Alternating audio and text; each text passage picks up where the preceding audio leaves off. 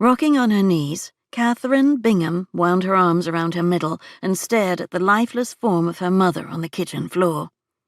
Her breath hitched, raw and uneven, while her gaze locked onto the woman's still, unblinking eyes.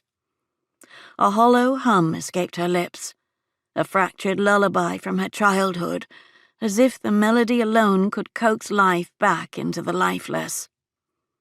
"Wake up," she whispered, her voice barely audible over the ringing in her ears. "Please." She clutched her mother's shoulders, her fingers digging into the flesh as she willed her mother to move, to breathe, to break the suffocating silence with a word, a sigh, anything. Time blurred into an endless stretch of darkness and despair. Hours? Minutes? She couldn't tell. Her legs went numb, her thoughts fractured, but she refused to move. Her only anchor was the desperate hope that her mother might open her eyes and smile, just as she used to. But the world around her betrayed that hope. As dawn crept in, its light streaming through the window, it revealed the stark truth in chilling detail. The blood pooling around her mother's head glistened in the sunlight, a haunting contrast to her waxen face. The dark crimson stains on the carpet seemed to grow heavier, more permanent, while her mother's pallor took on a ghostly, unnatural hue.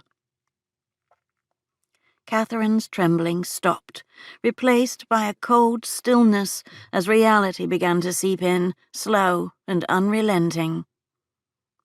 Her stomach churned violently, bile rising in her throat as the scene before her refused to let go. She pressed her hand over her mouth, desperate to hold back the wave of nausea, but the grotesque reality of the blood-soaked floor was relentless. Her resolve shattered. Doubling over, she retched. The sour stench mixed with the metallic tang of blood in the air, creating an overwhelming assault on her senses.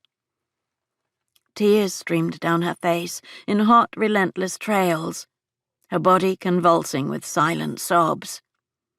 She clutched her arms around herself, as if the embrace might somehow keep her from falling apart completely.